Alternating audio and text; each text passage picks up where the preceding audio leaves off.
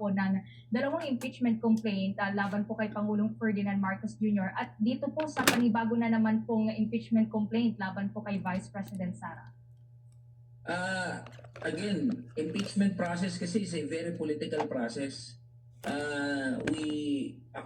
Kami sa Kamanggagawa, we expected na mababasura yung impeachment complaint against PBBM on the reason na marami talaga at malakas pa yung aliado ni PBBM sa House of Representatives. I'm not a member of the House of the Committee on Justice, but we expected na ganun yung magiging turnout.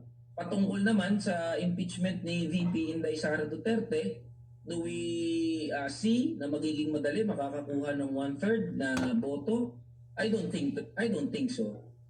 Very different yung konteksto ng 19th Congress at ng 20th Congress at hindi dapat natin ihiwalay yung usapin ng konteksto ng papalapit na 2028 elections.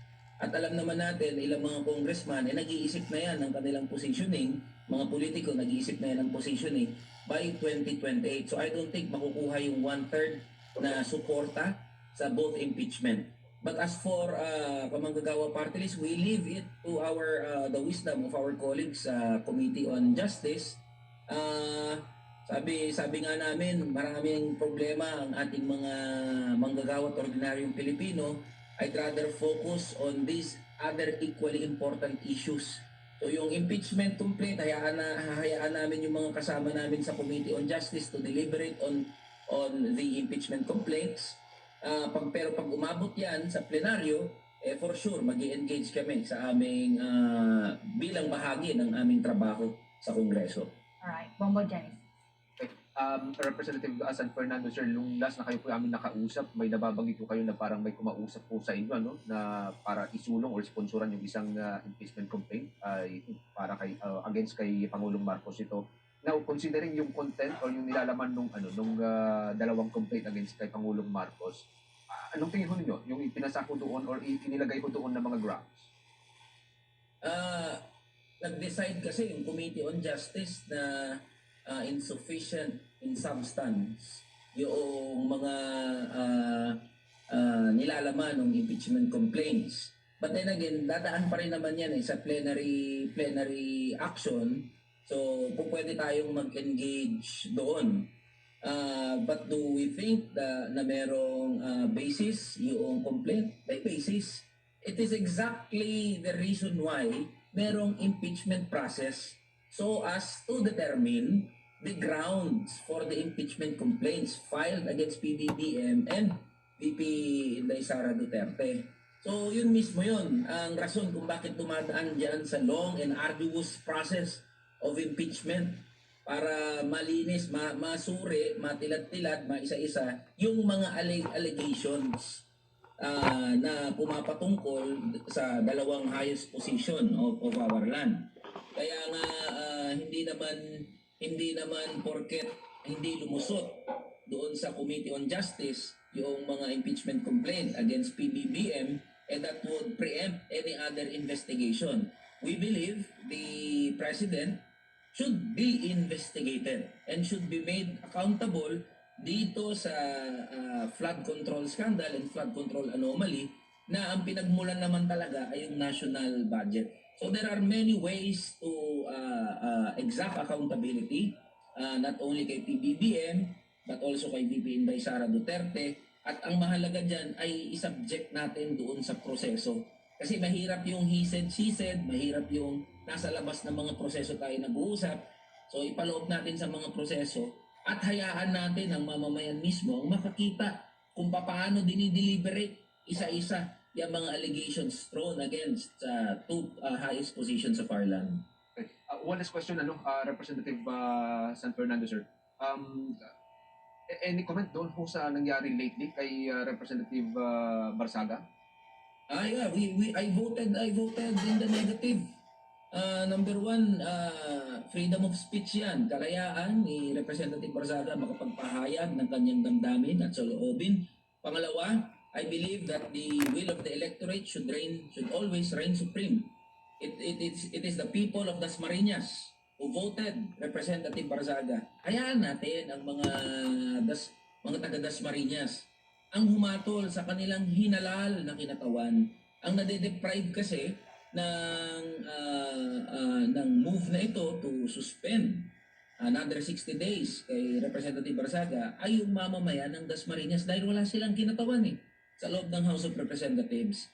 At pangatlo, hindi rin natin ito maihiwalay. Yung usapin kasi ng ethical standards, hindi natin maihiwalay yan sa usapin ng korupsyon ngayon. Mahirap paniwalain ang mga manggagawa at ordinaryong Pilipino na maipapanumbalik ng pagsuspinde kay Representative Barzaga yung kredibilidad ng aming institusyon. Samantalang yung mga nasangkot dito sa flood control anomaly, time and again, maraming mga investigation, tinuturo, may mga kasabwat sila, may mga sangkot na mga members of House, members of Senate, pero wala ni isa ang nasuspindi sa kanila. Wala ni isa ang binigyan ng disciplinary action. And yet, here we are, nakikita, we are sending the wrong message kasi. True, naniniwala ako sa concerns ng aming mga kasamahan sa House of Representatives.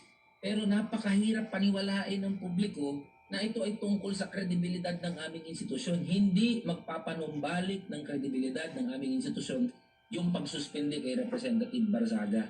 So kaya tinitindigan natin yan na we vote in the negative sa suspension ni Representative Barzaga. Thank you so much for joining us. Magandang gabi po sa inyo, Representative San Fernandez. Maraming salamat din po. Magandang gabi po sa atin. Magandang gabi po sa inyo. Ang kinatawan po ng Kamanggagawa Party List, mga kaubos, si Representative Benny San Fernandez. Bago sa iba pang mga reports, sumakabilang buhay na ang nakababatang kapatid ni dating Pangulong Rodrigo Roa Duterte na si Benjamin Bong Duterte. Pinirma ng pinsan ng dating Pangulo na si Itzky Lopez Sadusta ang malungkot na balita ngayong araw ng Sabado. Isang post online, ipinahayag nito ang kanilang pagdadalamhati bagamat hindi nabanggit ang dahilan ng pagpanaw ng kapatid ng dating Pangulo. Sa ngayon, wala pang inilalabas na opisyal na pahayag mula sa pamilya Duterte. Nagpaabot naman ng pagkiramay ang Duterte supporters sa pagpanaw ng nakabatang kapatid ng dating Pangulo. Uli pong nakita sa publiko si Bong Duterte sa ilang panayam sa kanya pong pagdalaw sa kanyang kapatid na si dating Pangulong Duterte doon sa may Netherlands. Oras natin, meron na ho tayong 19 minutes na lamang bago po sumapit ang alas 7 po ng gabi. Napit na ho tayo dyan sa may Dangwa Flower Market. Nakahanda na raw po ito para po sa Valentine's Rush habang pinipili naman ng ilang mga mamimili yung tinatawag na flower bundles dahil masulit daw po ito. I-update si Bombo Beta Servito. Nakahanda na ang mga makukulay at sariwang bulaklak sa Dangwa Flower Market para sa papalapit na Valentine's Day. Sa ating pagbisita, kapansin-pansin ang mga nakasabit na banderitas at ang naglalakihang hugis pusong arko na may palamuting mga pulang bulaklak. Habang papalapit ang araw ng mga puso, inaasahang magsisimula ng tumaas ang presyo ng mga bulaklak sa Dangwa, Maynila. Sa ating paglilibot, makikitang binibenta ang mga bulaklak sa iba't ibang paraan, gaya ng naka-pouch, bundle o bouquet. Ngunit para sa mga nais makatipid, mas magiging sulit kung bibilhin ito ng per bundle. Ang mga sunflowers ay kasalukuyang nagkakahalaga ng 400 hanggang 500 pesos bawat bundle, habang ang chrysanthemum ay nasa 200 pesos at ang rosas naman ay naglalaro sa 800 hanggang 1,000 pesos bawat bundle o 500 pesos para sa isang dosena. Para naman sa iba pang uri ng bulaklak, ang bawat bundle ng aster at chamomile ay ibinebenta sa halagang 300 pesos. Ang carnation naman ay nasa 250 pesos bawat bundle, habang ang everlasting ay nasa 150 pesos at ang astromeria naman ang pinakamura sa halagang 100 pesos bawat bundle. Pagdating sa mga bouquet, ang presyo ay nakadepende sa disenyo at uri ng mga bulaklak na nais ipalagay. Ang maliit na bouquet ay nagkakalaga ng 500 hanggang 700 pesos, ang malaki ay nasa 1,000 hanggang 1,500 pesos, at para sa mga espesyal at sobrang laking disenyo, maaari itong umabot sa 3,500 pesos. Maaari ring magpa-customize ng disenyo sa halagang 1,000 pesos pataas. Patok din ang mga pangmatagalang opsyon tulad ng dried flowers na nasa 1,000 pesos bawat bouquet at artificial flowers na nagkakahalaga ng 700 pesos para sa maliit at 1,000 pesos para sa malaki. Maaari rin itong samahan ng mga lobo na nagkakahalaga ng 15 pesos para sa plain, 30 pesos para sa may disenyo at hugis puso na small size, 70 pesos para sa medium size, at 100 pesos para sa big size. Kaugnay niyan, pakinggan natin ang naging pahayag ni J.R. Ibardalosa, isang flower seller sa Dangwa. Madalas po roses. Sa ngayon po sa per piece 100. Sa ganyan po 1,000 artificial. Depende sa bulaklak po kasi yung nilalagay na artificial. Meron po, i-deliver po. Sana po marami dumano. Marami naman po nung last year. Medyo ano pa siya, hindi pa siya ganong nagbubong ng mga tao. Pag-aanong bumababa yung mga probinsya. Okay naman po, hindi naman po siya magiging shortage. Sobrang dami naman po.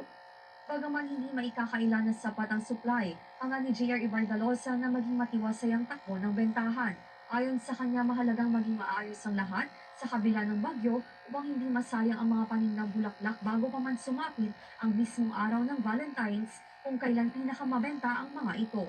Narito muli ang naging pahayag ni J.R. Ibardalosa. Meron naman po kasi malamig po ngayon sa Bengue. Hindi ganun po nagbublong bulaklak. Sobrang lamig. Reservation na lang po. Kada. Gusto nila reserve na lang po. Another day po, every day pong balik ng bro. Galing po local. Meron po sa, pag na-search po ng ibang mga variety ng bulaklak, yun po medyo nataster talaga. Sa halos normal pa lang parang buhay ito. Pero pagdating po ng mga 10, 11, yun na po medyo tataas pricing ng konti. Sana nga po hindi ganun apektado. Kasi pag apektado ngayon, wala po talaga. Maulan eh. Para sa mga abala o gipit sa oras, marami na ring shops sa Dangwa ang nag-aalok ng delivery services. Isang magandang option ito hindi lamang sa Valentine's, kundi para sa iba pang mahalagang okasyon tulad ng birthday, monthsary o anniversary. Para sa Bombo Network News, ako po si Bombo Beth Servito, and this is Bombo Radio Philippines, the #1 and most trusted source of news and information. Basta Radio, Bombo! Samantala, kunin naman po natin ang pulso ng publiko kaugnay po dito sa sinusulong na anti-EPAL drive ng Department of the Interior and Local Government. Ang publiko po nananawagan din po sa gobyerno. Kaugnay yan, kumuha pa tayo ng karagdagang detalye mula kay Bombo Eman Bombasi. Kailangan ng kalusin. Ito ang naging reaksyon ng isang residente matapos matanong kaugnay ng anti-EPAL drive na ginagawa ngayon sa pamumuno ng Department of Interior and Local Government. Ito ang maring sinabi ni George Mirando, isang residente ng Taguig sa eksklusibong panayam ng Bombo Radyo. Aniya, kailangan itong ipatupad upang tuluyan ng wakasan ang paglalagay ng pangalan ng mga politiko sa mga proyektong kanilang naipagawa, ngunit gamit naman ang buwis ng taong bayan. Ito ay matapos sa pag-utos na ng Department of Interior and Local Government ang strict nationwide enforcement ng anti-EPAL policy upang linisin ang mga proyekto ng gobyerno mula sa mga muka at pangalan ng mga politiko. Sa ilalim ng DILG Memorandum Circular No. 2026-006, inatasan ni Interior Secretary John Vic Rimulya ang lahat ng mga opisyales mula sa barangay hanggang probinsya na tanggalin agad ang kanilang mga larawan, pangalan, logo, initials at maging mga color motifs o slogan sa lahat ng mga proyekto, programa at maging mga aktibidad na pinunduhan ng taong bayan. Ating pakinggan ang tinig ni George Mirando, isang residente ng Taguig City. Actually, ano na yan eh, malalim na yan eh. Sabihin, nung araw pa, ganyan eh. So, magpaproject ang isang politiko, mukha niya yung iaharap to, pero pera ng tao yun. So, tama yung may anti-EPAL. Kasi, ano kumbaga sa alusin na yung mga ganyang pamamalakad. Nagbigay rin ng kanilang mga pahayag ang dalawang estudyante ng isang kilalang universidad sa lungsod ng Maynila kung saan kanilang binigyan diin na hindi na kailangan pa maglagay ng pangalan sa mga proyekto ang mga politiko upang malaman ng publiko na sila ang nanguna para maipagawa ang mga ito. Ito naman ang naging pahayag nila Yula Salinas at Julien Gado, mga nursing students kung saan kanilang panawagan sa gobyerno na aksyon na agad ang issue upang maramdaman rin ng mga Pilipino ang implementasyon ng anti-EPAL drive na pinangungunahan ng DILG. Dagdag pa nila na matagal na umano itong problema ng bansa kung saan hindi na ito umano bago sa kanila ngunit kailangan pa rin gawin para sa pagbabago. Ating pakinggan ang mga pahayag nila Yula Saninas at Julian Gado, mga nursing student. Sana po mas mapabilis pa yung pagtanggal kasi sinasayang po nila nasasayang po yung mga pondo sa pinagagawa nila. Kasi kung magaling naman po sila, hindi naman na nila kailangan ipaskill pa yung pangalan o mukha nila. Yung mismong tao na po ang magsusumigaw ng pangalan nila. Minsan po kasi hindi po nila ginagamit yung pondo na dapat sa mga tao na pupunta.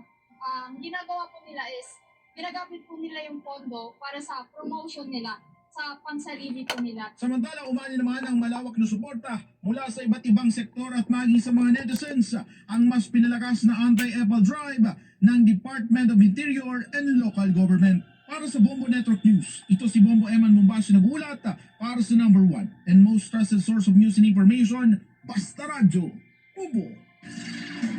Bombo Police Report.